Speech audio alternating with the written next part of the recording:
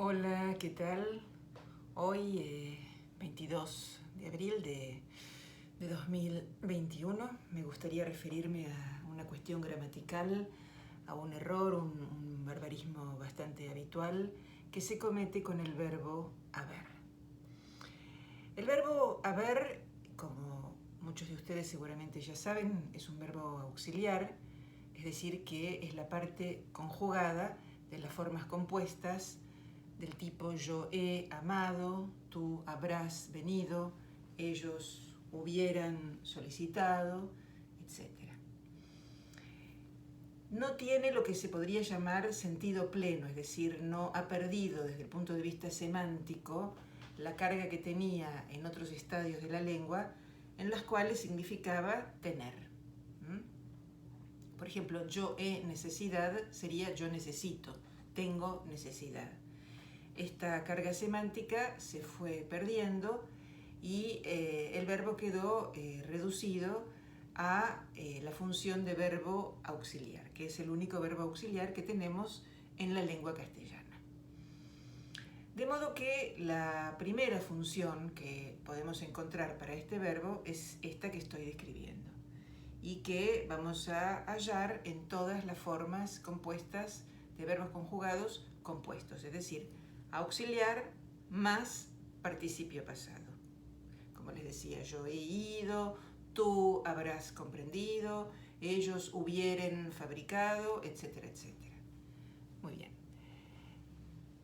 Su segundo uso, ¿sí?, es en forma, digamos así, impersonal, la forma hay, por ejemplo, que queda siempre fijada, clavada, establecida en la tercera persona del singular, ¿sí? Por ejemplo, yo digo, hay muchos problemas, hubo algunos invitados en la fiesta, habrá una gran manifestación, hubo una guerra civil, es decir, el verbo haber,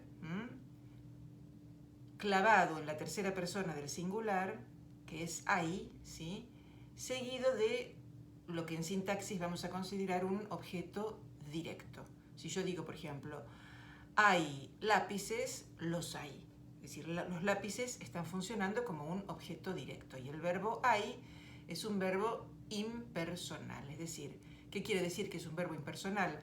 Que no se conjuga con ninguna persona. No puedo decir que concuerda con la primera, la segunda o la tercera, puesto que es totalmente impersonal. Es en este segundo caso en donde se produce el barbarismo al que quería referirme hoy. Porque muchos hablantes, por ultracultismo, por ultracorrección, por hipercultismo o ultracorrección, dicen, por ejemplo, hubieron muchas personas el día tal. Y en realidad lo correcto es decir, hubo muchas personas. Porque cuando hacemos la transformación decimos, las hubo, ¿sí? ¿Había chicos? Sí, los había. Y no lo sabían.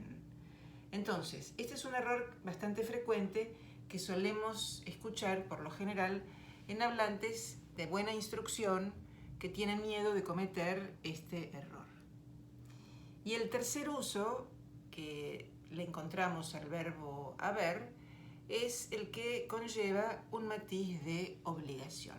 Por ejemplo, hay que estudiar, hay que ir al supermercado, hubo que construir una casa nueva, habría que mudarse, o también en formas conjugadas del tipo has de hacer este trabajo, que tiene un matiz de obligación.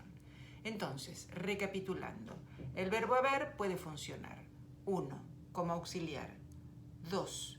Como verbo impersonalizado con un valor que se denomina existencial. Hay nubes, hay problemas, hay gente, valor existencial. Y el tercer caso, que es el que conlleva este matiz que les digo de obligación, ¿sí? El error que solemos escuchar se produce en el segundo caso, es decir, cuando va seguido de un objeto directo. Espero que les haya resultado útil y será hasta la próxima.